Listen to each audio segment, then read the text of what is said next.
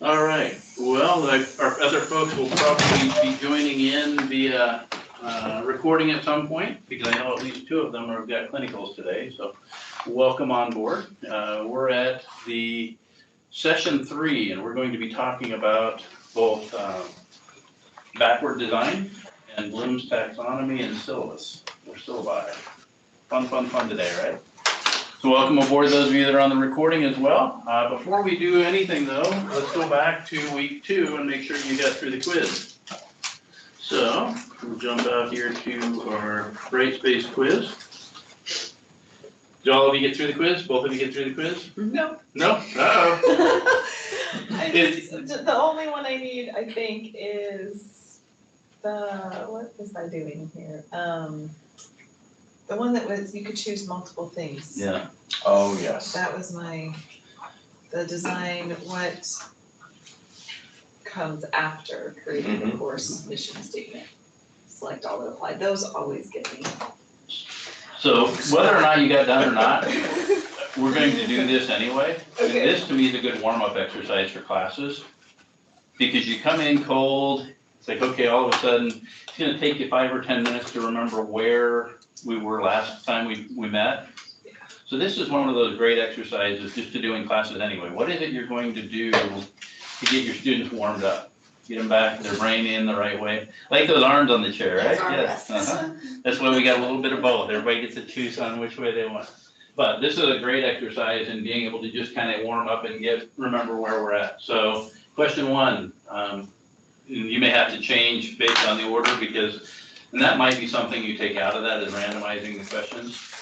All right. Yeah, I don't think they're gonna cheat too bad. They might. All right, but according to first understanding by design video, what comes after creating a course goal or mission? Was it instruction and assessment? It is. Very good, yeah. Both of them. Yeah. So again, the first step is that, what is our ultimate goal? Yeah. And then the next step would be, okay, what is the assessment piece? How do we know that they get there? And then the third step is, okay, now let's design the instruction to get them to reach those goals. As opposed to frontward design, what's the first step in the frontward design? So you remember why you're doing what you're doing.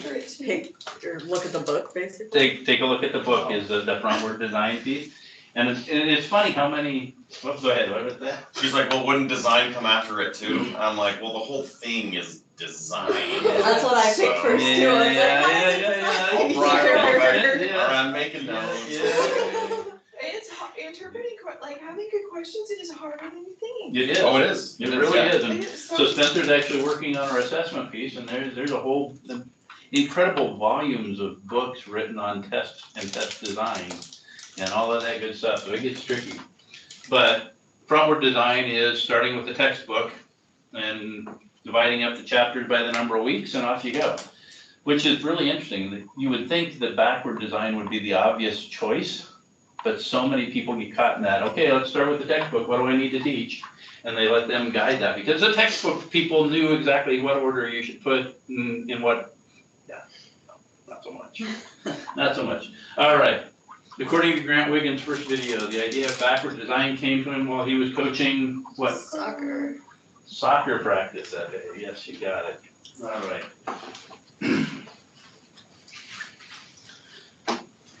According to AQ's course introduction techniques, which of the following is not a recommended way to introduce your course? multiple discussions and workbooks. With that, multiple discussions, yep, all right, very good. All right, what's the last big idea Grant Wiggins mentions in his second video? Intellectual engagement. Okay. We will have an entire section on engagement next week. So talking about active learning and all the engagement strategies.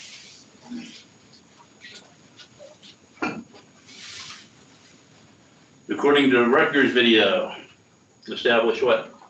Social presence. Very good. Social presence. There's lots of ways to do that, so be thinking about how do you connect with your students in lots of different ways. And so we were just in the last hour working with some folks on podcasting, and they want to change up their lecture and just have a different way for students to see and hear them in different ways. So always be looking for that way to develop your presence online. And then understanding by design video, two different types of goals, meetings goals and Transfer. Transfer goals, yes. Sorry. No, you're good. So I'm gonna go a little further with that. What is, in this case, what's the definition of transfer, or what's the idea behind transfer? Because it's easy to say transfer goals, what's he getting at? That's where they're able to take what they learn and apply it to life, basically, apply it Exactly. to what they're doing. Great, awesome, yeah, just making sure that what they have, you'll hear the term make it stick. How do I make sure it gets from the textbook or my lecture into here, so it comes back out? It comes back out in a reasonable way. A lot of what we talk about is students know the game of education, and they've gone through the game of education now for 12 years. In those 12 years, what they learned is they come into class, they sit down in the same seat they were always in, they pop open their head, sit back and let you dump the stuff in. They close their lid and walk out, and when test comes, they spit it out, and then it's done. Transfer, we got to get that knowledge to actually stick in that brain in some way, and it's not just playing the game of education. You're going to get a lot of pushback from students saying, well, that's not the way I learned for the last 12 years. So you're going to get bad evaluations, you're going to get beat up, you're going to get all of that stuff, and what you need to explain to them is, and we will do that for you too, is the idea that yes, you're doing it different, and yes, you will learn better, and yes, it's a better way than what you've done for the last 12 years of your life. Most of them won't believe you, but we'll try. So at least be ready for that. All right, so everybody get their quiz done then? All right, let's get on to the good stuff then. So again, kind of hitting, okay, you're throwing me a fear. I was like, what the heck is that? I don't see that on my screen. All right, so again, where we're really looking at for our backward design goals, bright space navigation, Sonia will be helping with that. Backward design, we're hitting today, record and distribute, leverage your tools, and integrate active learning. So those are going to be the 5 kind of standout pieces of this entire program we do. Questions from last week we hit already, so we're good there. We talked about alignment. So today's outcome, oops, there we go. Okay, I gotta quit watching my screens. He's broadcasting, we're doing all kinds of things. So we're really going to understand graphic syllabus design and understand our syllabus, how to build a course map. We're going to navigate the levels of blooms. Are both of you familiar with blooms? Okay, so talking about blooms, you may see it in some different pieces.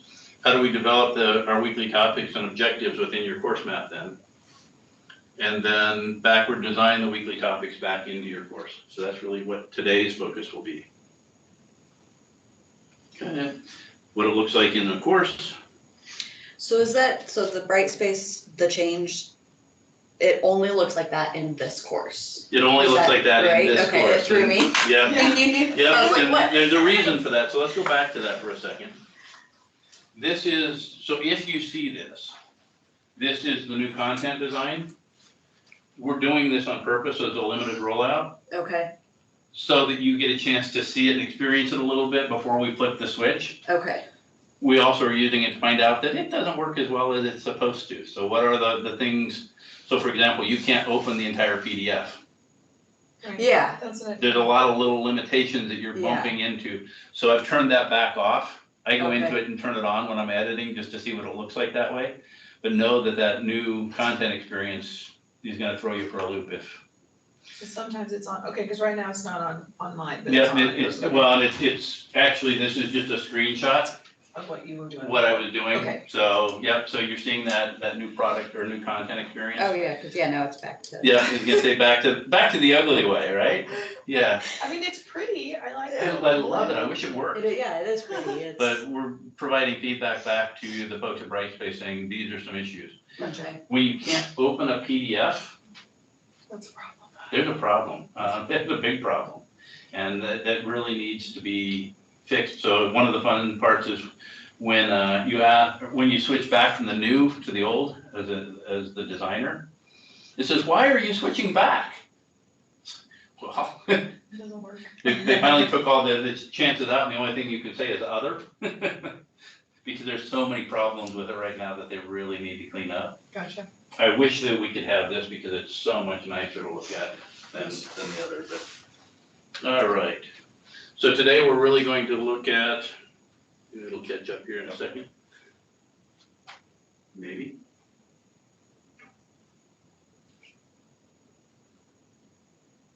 Probably just leave my fingers off it, huh?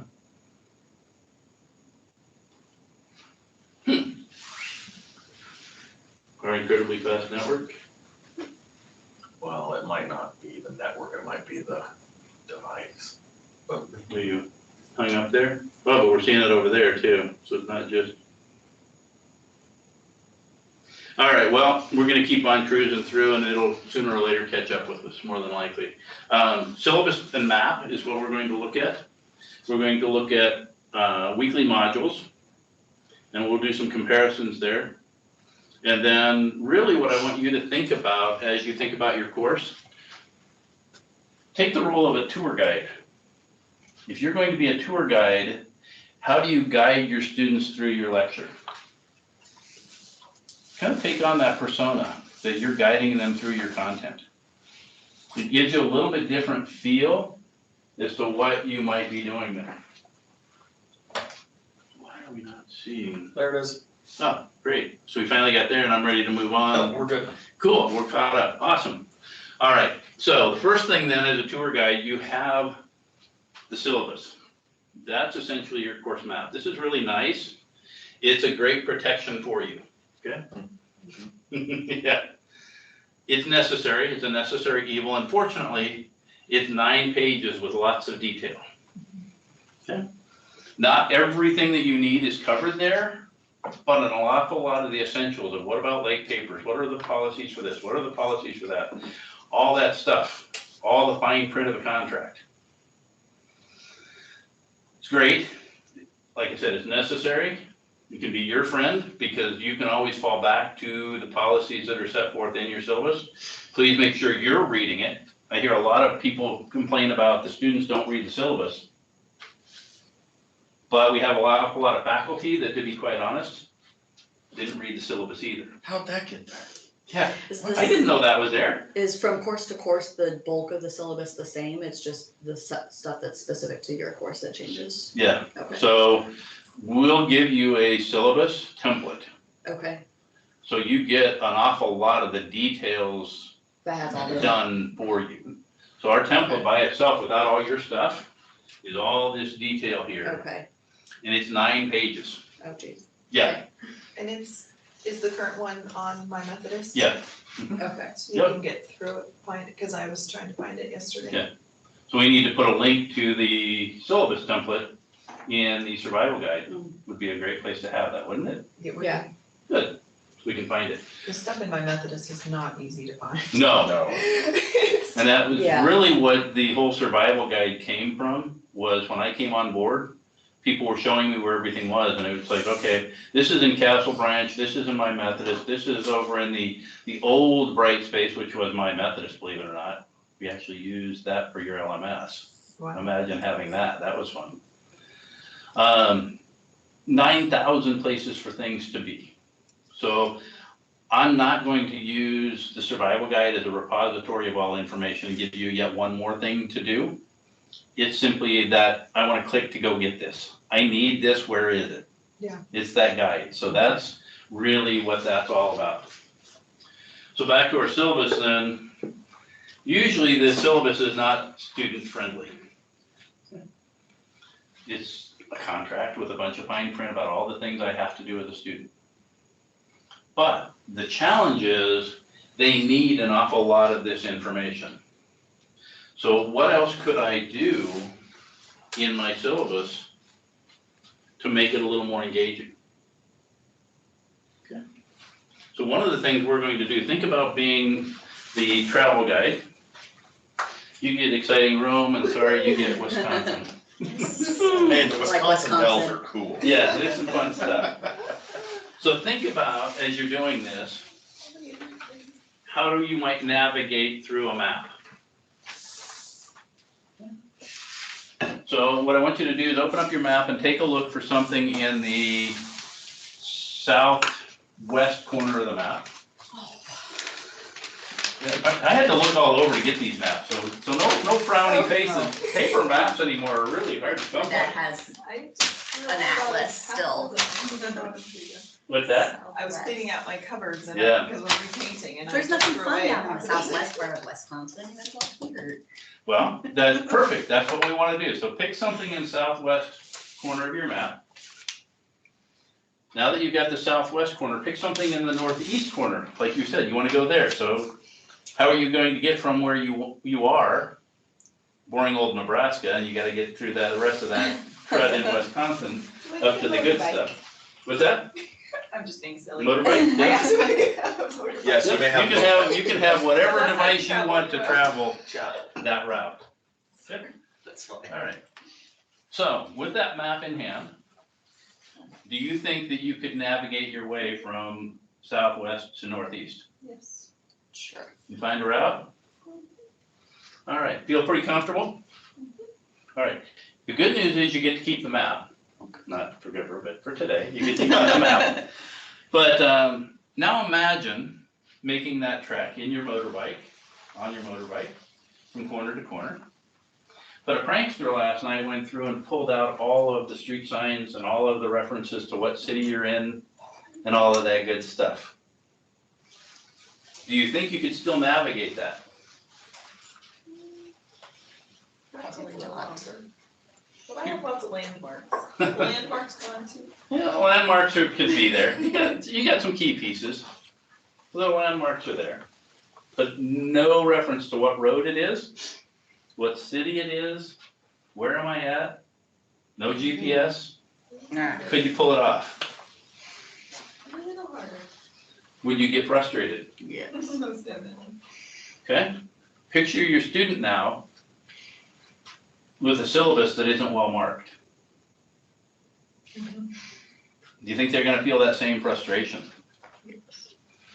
So as you're thinking about your syllabus and as you're thinking about the design process of what you're doing, remember that map exercise and remember that one of the key pieces that you're going to find to bad evaluations is that frustration.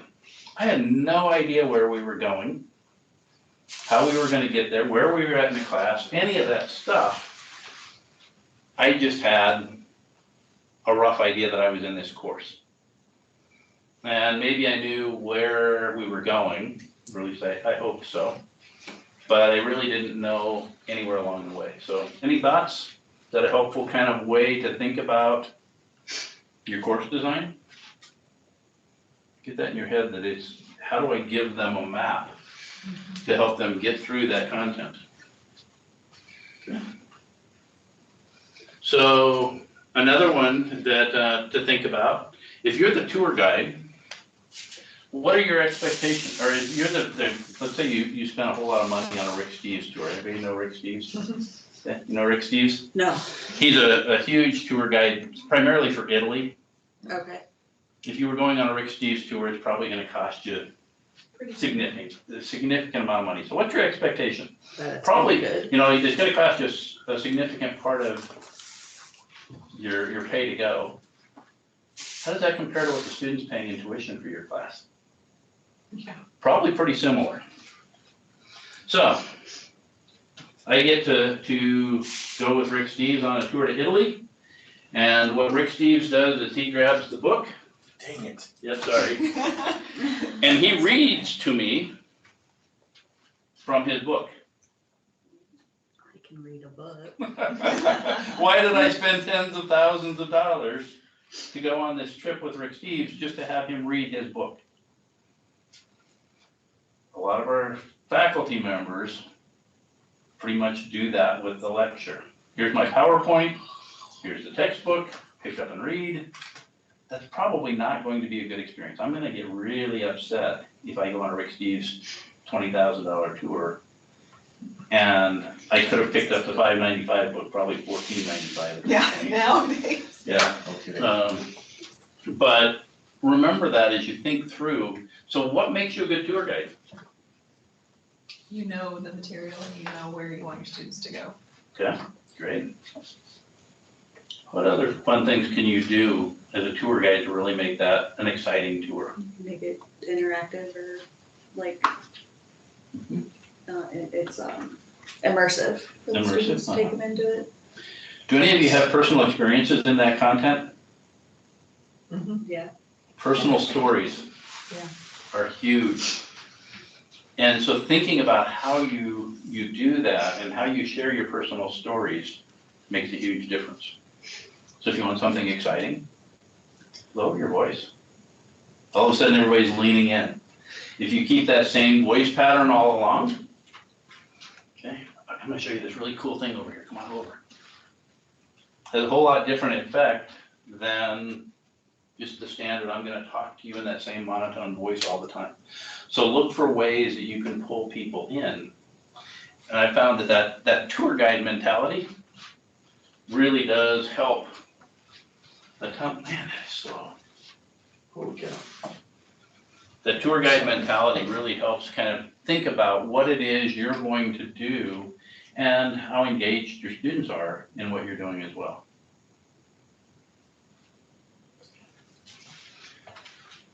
Any other thoughts or strategies you use?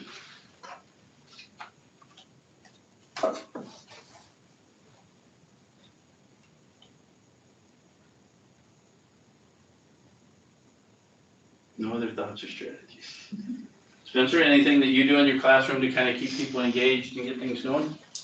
Anytime you ask a question or you've just shown something up on the board and your first inclination is to be like, okay, so who can tell me how I did this? Right? So that question is really for the entire class to answer. And so you have to kind of reword that question so that everybody has to answer, right? So it's less of a question and more of a statement. Explain to me how I just did this, go. And then have everybody, do a think, pair, share.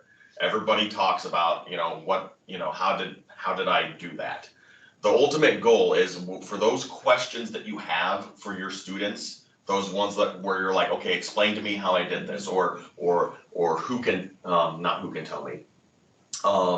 Anything that you've just shown that you want even just one student to answer, you really need all of your students to answer it, okay? And so one of the easiest ways to do that is to, okay, talk to your partner next to you and explain, partner one, the person on the left, you talk first, partner two, you talk next, right? And not only is it an activity where they are talking about what you just mentioned, but it's also active listening.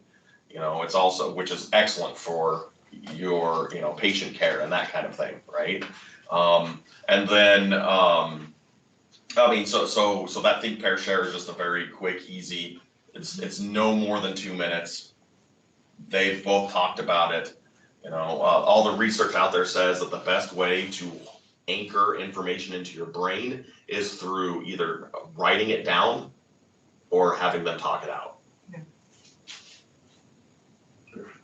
And we're going to talk about a lot of that next week in the active learning. How do we get students to engage in what they're doing? There are lots of ways you can force those kinds of things. Mm-hmm.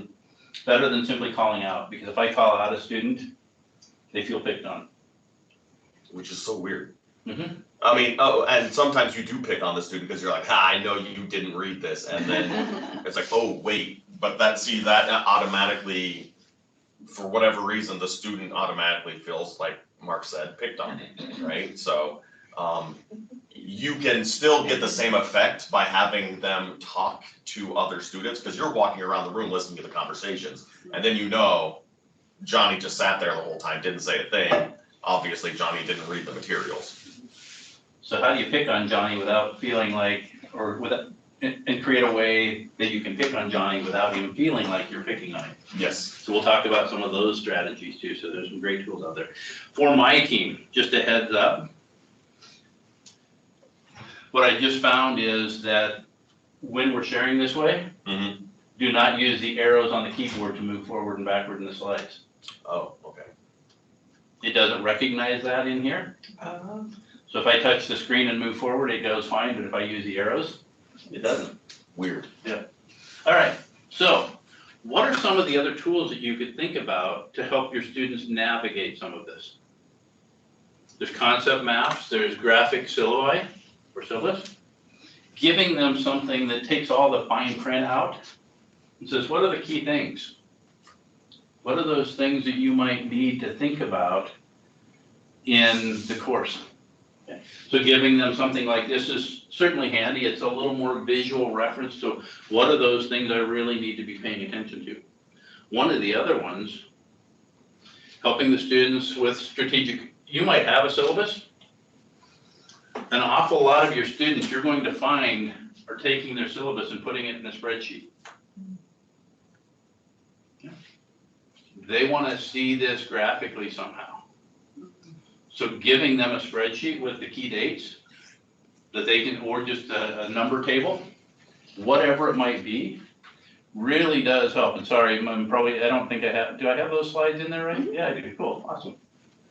So they'll color code. It's amazing when you sit down with students and see what they did to the syllabus and how they reorganized it for themselves. So giving them something they can copy and paste might be a really handy thing. It's also handy for you because you can look at this and see what's going on. In fact, what you'll probably see is here's this class, here's your class, and right next to it is class 2, and right next to that is class 3. What are they doing with that? Here's my quiz 1. And I'll separate it out by weeks. Where's my ugly week gonna be? Because I know there's gonna be an ugly week. Where is it? My team's going through that right now with August 9th, 10th, 11th, and 12th. So holy cow, that week right before school, we have student orientations, we have adjunct training, we have new faculty development day, we have regular student training orientation, and then we have graduate student training all backed up. I want to know that week right away so I can start planning, what have I got coming down the road that's going to slam me? What do I need to be ready for? So one of two things, help your students do this if you can, by giving them a spreadsheet of your stuff. They'll really appreciate it. Unfortunately, we've got a lot, I shouldn't say unfortunately, we have a lot of students that are non-traditional students. In fact, here I give my daughter a bad time and I say she's a non-traditional student. Yeah. Because she came right out of high school and came here. Yeah. You're the non-traditional student. Our traditional students, 27 years old with a couple kids at home and got all this other stuff to do.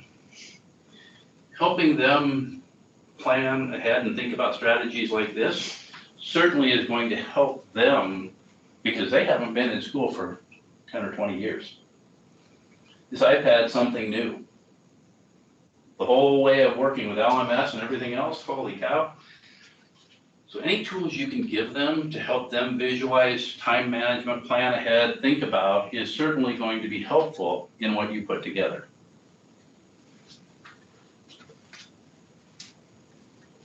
All right, so now let's get into blooms a little bit. Hooray.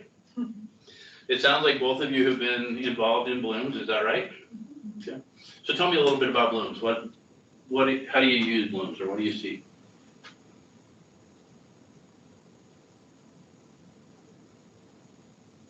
So we've been using it as we look at our 102 outcomes, course outcomes, trying to make sure that we're at the right level for the intro students. So trying to do more of those, remember, understand, maybe a little bit of apply, but waiting to the upper levels to get into the higher thinking, because we've got the newbies. So that's kind of how we're trying to use those good verbs that are off on the side to try to make sure our course outcomes and unit objectives are all in those areas, I guess.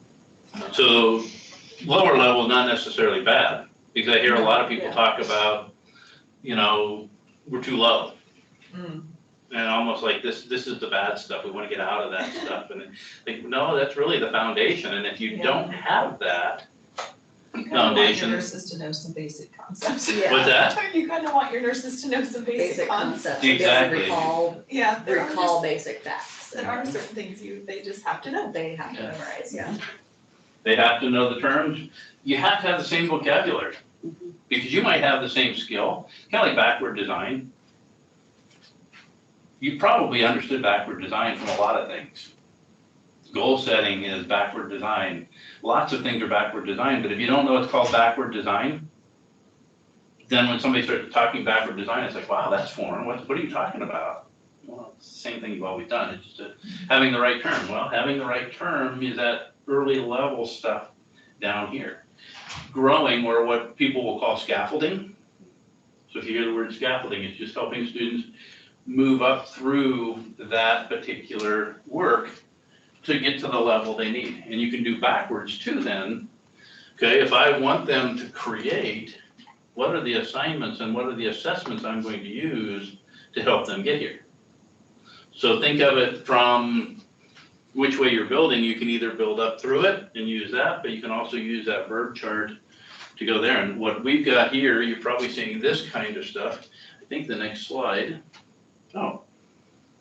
You all feel comfortable here? If I can skip past the Bloom's video. So in the slides, for those of you that are recording, I've got a video that walks you through all of this as well. So if you need the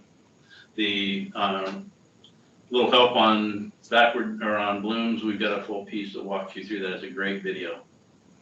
But one of the other key pieces in this, and I've got this in Brightspace for you, here's a complete verb chart. So as you're thinking about this, again, a couple ways to look at that. You can look at the verbs here for the different levels and write your outcome based on the verbs that you see here. So one route to go. The other route, though, is work backwards.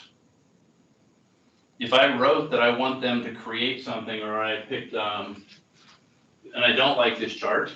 It's flipped upside down. Yeah, AQ did this, to me it's upside down. I looked at that and I thought, what's memorized on the top? And then I remembered, okay?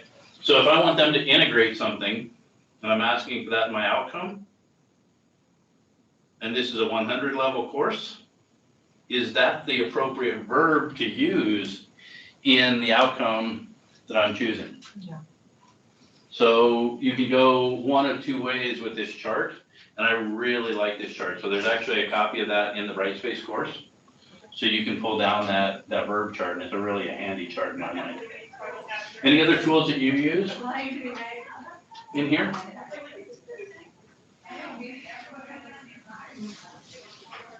I'm gonna have to break out my cards. I'm glad we're gonna get the cards next week. This will be fun. Okay. Here's another set from the AQ, and this is up there as well. Here are the different pieces. What teaching strategies and tools can I use to reach? Yeah, go on, go for it. Awesome, thank you. To reach those particular outcomes that I'm looking for. You don't always stop to think about what are the other alternatives. Okay. Case method's cool. We do a lot of simulations, so that helps.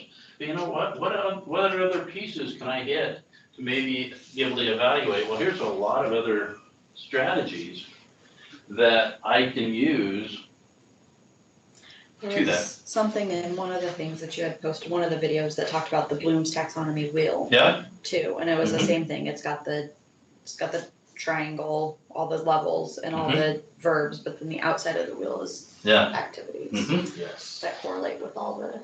And you're going to find a lot of wheels incorporated into stuff that I had as well. And there's lots of tools that really Yeah. incorporate that graphic design idea of the wheel. But I love that Bloom's wheel as well.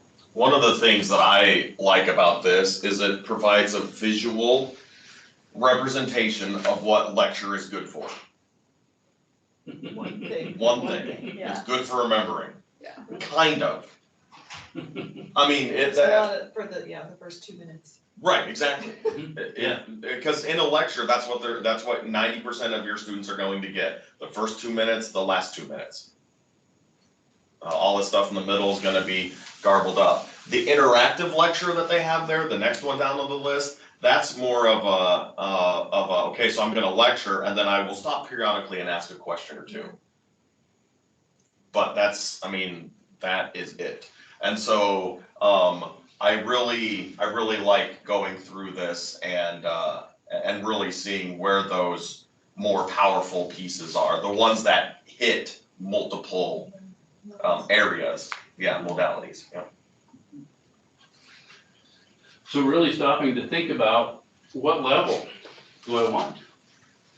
And then what tools do I have to access that? But also I like the reverse idea too of, okay, if I'm using that tool, what can I expect from my students? Is this going to hit what I want it to hit? And one other thing while we're still on this is the fact that if you look at like project-based learning, for example, it technically can check every box. It really depends on how you have these assignments set up. You know, for a project-based learning, if you want the students to remember, you know, words, you can just have them create, you know, okay, so somebody create me a word wall of these words, and then that's all that is. It's just them reflecting on what those words are versus, you know,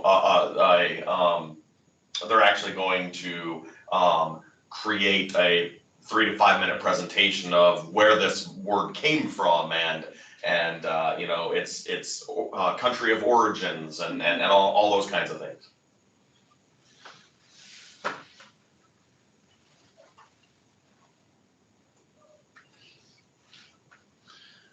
So kind of along those same lines then, effective teaching moves by learning outcomes. So this chart is available too. So now, if I want them to remember, if I'm in that 100 level course and I want them to remember, what are some things that I can do? What is it I can have the students do to address that level? So some really powerful tools, I think, coming from AQ to help you really fit that particular piece. We do a lot of AQ here. American College or Association of College and University Educators, they run some courses. So year 2 to year 3 of your time here would be a time to start asking if you can take part in AQ. You're going to see the first announcement come out of AQ. We're looking for folks in their second year here, third year here that want to go through AQ. It's a great course. It's an entire year course.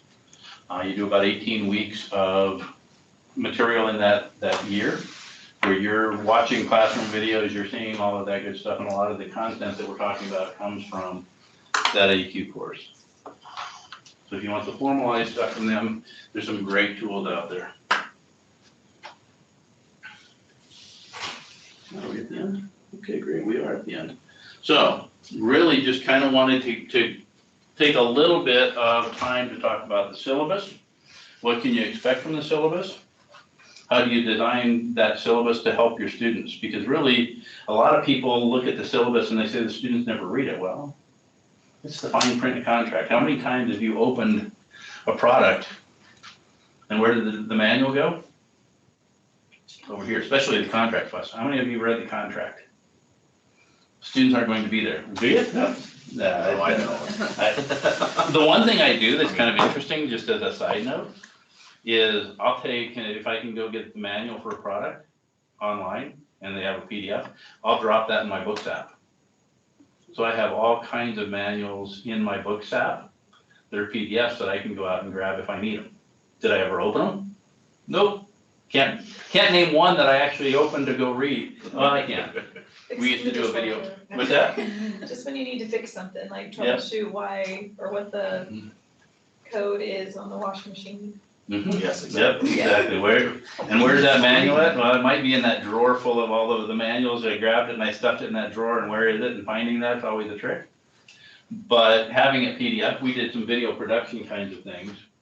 And in those video production pieces, we were using lots of cameras, and I needed the camera manuals a lot of times. And unfortunately, when we were videotaping things, we were in a dark auditorium doing dance recitals. How do you read a manual in a dark auditorium? So it was really nice to have that PDF right there on the iPad ready to go. So teaching people that skill of how to use that is a really handy tool. So all these PDFs that you're downloading, you can certainly put them in your Books app and have access to a lot of the different tools that you need right there ready to go. Now, all that roundabout stuff, where were they going with that idea? You were just reviewing. Yeah, just kind of reviewing, but, Yeah. there was somewhere I was actually heading with it, but, oh well. Importance of the syllabus, like, Oh, yes, so the syllabus, so then thinking about how do I pull the important pieces out to help them understand that the syllabus is their tool. But how do you make it more user-friendly for them? And you don't want to just completely replace the syllabus. And if you replace it and say, don't bother with that, here's my syllabus, then you all that use- important contractual stuff that's sitting in there that says, here's academic integrity issues, here's this, here's that, here's this other thing, they're all there. They need to at least have access to those. Yeah. But how do I take my material and say, okay, yes, this is here, make sure you're paying attention to that, but I boiled it down for you to here are the important dates and events that you're going to need for your course. Did you guys bring your syllabi today? Do you have access to those? Would you mind pulling those up or busting those out, So, please? so I started it on this, and I think I saved it in my I'm so trying to figure all that out. It's a 365, should it also be over here? It should. Okay, so where do I find my, So how do you find that? oh, this one? I recently opened it, yay, it is here, I don't have to get out this time. So one of the handy parts to finding all that, if you're saving it in your files on OneDrive, you can come out and actually hit your locations. Where are you clicking, Mark? I'm You're- sorry, are you in- so I'm in files. So this little blue folder down here, Oh, your blue file folder. Yep. Um, thanks Spencer, so that blue folder, then you can click on locations, and locations might be not folded down. So you can click that little arrow. And then locations. So I, on my iPad.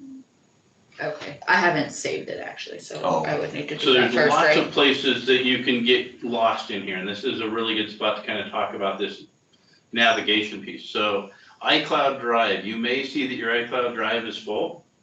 Don't panic, your iPad is not full, iCloud is full.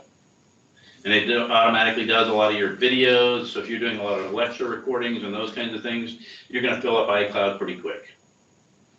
It can show you how to turn that off if it becomes an issue, but don't panic, you're not losing data, it's just not backing up to iCloud. So do I need to get OneDrive on here? Yep, you can get OneDrive on, and I'll show you how to do that. On here. So you can do on my iPad, so there's where all your content sitting on your iPad is. But the one that I like, or the two that I like having, are OneDrive and Google Drive. So I can actually hit my OneDrive and I can see all of the information in my OneDrive right there as well. And the reason you like those more than just being on the iPad or the iCloud would be, If I'm on my PC and I'm doing work like you were doing, and all of a sudden I need that same file on my iPad. If I'm on iCloud, my PC doesn't necessarily have easy access to it. OneDrive is automatically set up by the college to have access to your PC. So all of the things that you save on your PC into OneDrive are sitting out on the cloud. The other key point there, the college or the hospital actually backs up all of OneDrive. So if you come to me and say, I lost a file, I can't find it, I might have thrown it away, I might have done this, I might have done that, we can actually get to the hospital and have them go through the archive and pull your file. Not a great thing to have to do, but you can do it. Versus, oh gee, I'm sorry, I can't find your file anywhere, right, good luck. We can go back and grab that. So if you go out to the App Store, so OneDrive and Google Drive play both with the PC and the iPad. the difference being though, and Google Drive's nice, I would tend to stay toward OneDrive. Agreed. And the reason being, Google Drive is not backed up by the hospital.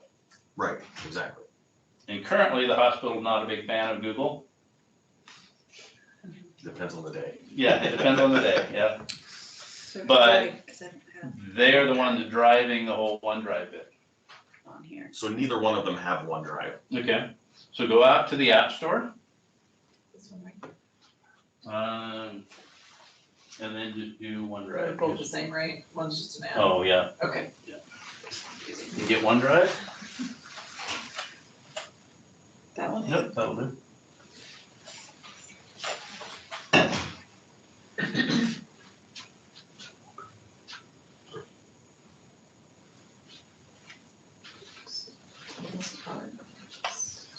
So that's gonna be your,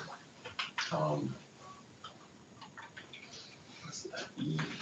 Oh, do you want by E, is it by E Is it number? the E number? Or the or is it- actual? Yeah, it's probably Email E, address. yeah, well, I think it'll work with either one, so if you do Okay. your, We'll find out. Is yeah, it- Yeah. we will find out, it's been a long time since. I don't think you, S or. yep, and MHS.org. Oh, That's funny.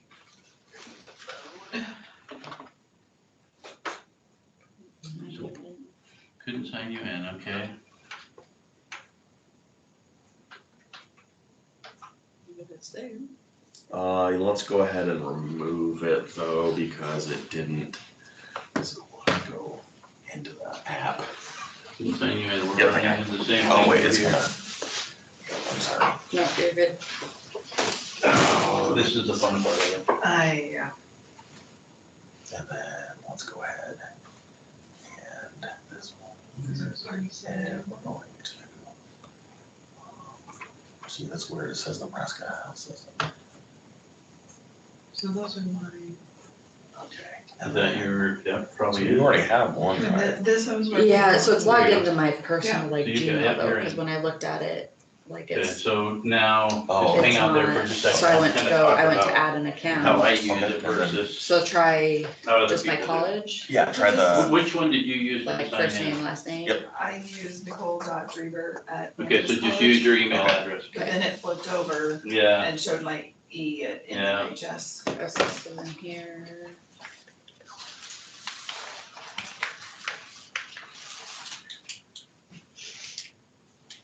yay, that's totally up to you. okay, and then if you hit files, there you go. Okay, All right, so, so then now One I of- have this down, I have this just in documents now, so what I did was I just downloaded it from Oh, okay. here. So I re-download it and just save it into If OneDrive. you've already got it Uh-huh. downloaded, so go to that downloaded copy. Yeah, that one right there, and now you should, you can click. Oh. Click on that little edit symbol there.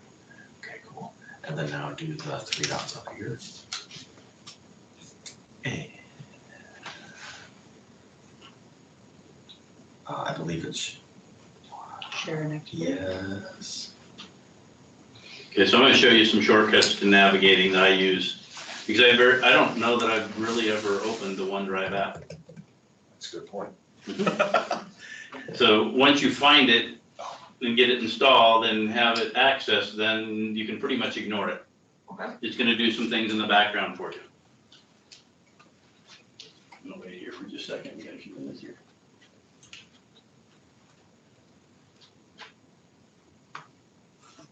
Oh, this is in Google Docs still. Mm-hmm. I'm sorry. I thought it was downloaded into Microsoft Word. No, yeah, it's just Okay. in doc. Let me show you some quick navigation tools here, so we can do that, and then if you need to hang around, we'll get you there. All right, so now that you've downloaded OneDrive, you can open up OneDrive and you can navigate through if you want. You get the app, you open it up, you've got all your files, all your stuff, you're ready to go. 99% of the time, I'm worried about something I was recently working on. Worried about opening a file I just worked on in Word over on the PC and I want it on my iPad, all of that good stuff. If I save it to OneDrive, when I go to the word processor and I open a file, I can see OneDrive now. So you can use any app you want, and if you're trying to open a file, you can go right to OneDrive and you see all of your files right out there that you can pull and use. It even saves the, pages? Yeah. Weird. You can put any file you want in your OneDrive. I don't care. Did not know that, okay. So I put everything I can into my OneDrive. Okay, so in Okay, so you're on Files. pages. I'm in Pages, so let me switch back here for a second and just show you. So go ahead and open up Pages. I'm not even sure I have pages yet. What's that? I don't have pages yet. Uh-oh. So it's- Okay, I don't care what you use. Okay, We're all open, done. do you have It's Word? gonna take a minute. Okay. Do both of you have Word installed? I've got docs, does that count? Yeah, you've got, oh, no, that's Google Docs. That's Google Docs. Do you have Microsoft Yeah. Word? She does. Just the Yes. 365. Let's get Word installed on yours. So go out to the office, or out to, the App Store Okay. and find Word. What? No. Get canceled. Get that. So is this personal? That'll make life a whole lot easier. Yes. Okay, so add account, yes. And then do the exact same thing the add method is.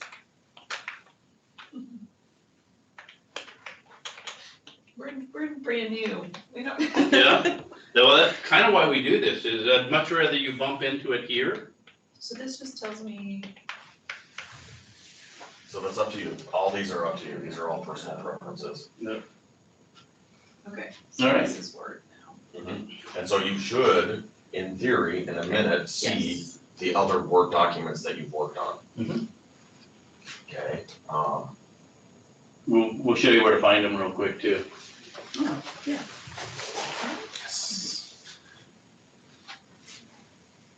So if then you I go open out to something on Word my then, laptop and you hit the folder, in that You should see account and this OneDrive now account, I should in see Word. it here too. Yes. Okay. so you can And click if on you edit it OneDrive, Here, it'll be edited on. and you get all of your Edited on files here. right there. Especially if you go through this cloud version. The cloud one, okay. So does that make But then sense to when I- everybody? On my laptop, if I edit it, it should, and then I've got this in like clinical and I wanna look at it, it's edited. As long as you have, as long as you have saved it, yes. Saved it through the cloud, Yep. through OneDrive. Mhm. Yes, Okay. OneDrive. Pick, I don't care what you use, iCloud, Google Drive, OneDrive, I don't care. You can do whatever you want. But pick one. Because the minute you start willy-nilly putting stuff in different places, you'll never find anything. Correct. For my work, my personal stuff, I use iCloud. Because I know everything I'm going to do is Apple. For my work stuff, I use OneDrive. That way I also keep kind of a separate world. I don't have all my personal stuff showing up in my work stuff and vice versa. So it's really kind of handy to have that. But work stuff, it's really nice to have OneDrive because I know it's gonna work on everything the hospital gives me, and I know I can make it work on the Apple stuff. And that way, as I'm writing stuff, I might be working in something on my PC in my office, probably not, but let's pretend I do. And I save that file to OneDrive, I can hop on my iPad and keep on going. Where would be a really handy place like that? If I'm over in Workday or something like that I can only get to on my PC, I can copy and paste stuff and build a Word document, save it in OneDrive, and I can pop over here. So did everybody follow kind of that process? I know I jumped from pages over. So if I open Word, and I click on that little blue file folder again, and then click on OneDrive, all of my OneDrive stuff shows up right here. So I can go get all of my files, and I don't care whether I'm on my phone, my iPad, my PC, my Mac at home, I don't care, I have access to it. And it might take a few minutes for it to actually get everything Yeah. from your computer because you just downloaded OneDrive. Yeah, Gotcha. so it's going out and pulling all of that stuff over so it has a map of what's there. But the great part of this is you now have access to everything. Cause it's in my, it's, when I go through Word, I don't Mhm. see it, but when I go through OneDrive, I do. see But stuff. I can also, if there's a file I know I've been working on, I can come over here to that blue folder right down here. And now, because you've installed OneDrive, when I click on that, I have my OneDrive right over on the left-hand side. So that means somebody's saying you should be able to find that. And then if you click files, Let's see, well, you can see all of that stuff. And then the really handy part, I very seldom file anything anymore. I hate to say it, but I can hit oops, that's not what I wanted. I can hit recents, and I can see all the things I recently did, I don't care where. Yep. So more than likely, I can go out to recents and grab the things I was recently working on, and I don't care what device I was on. I recently worked on it, open it up. And it really makes life a whole lot easier for that whole file management stuff, is manage it in one place. Organize it in one place, store it out in the cloud somewhere, and now I've got access to it everywhere I go. All right, I know I'm biting into Sonia's time. Can we take 5 minutes since you just have 2 people on? Sonia, and send them to the restroom? Absolutely, not a problem. Thank you. Thanks. So go ahead and take a break and I'll reset and restart and we'll get Sonia up and going. She's gonna come in via remote today. Okay. So we'll just probably move tables around while you're gone to make life a little easier too for you to see. real quick, the reason I wanted you to open your syllabi is so that you can look at your objectives, those course objectives, So right? question on that,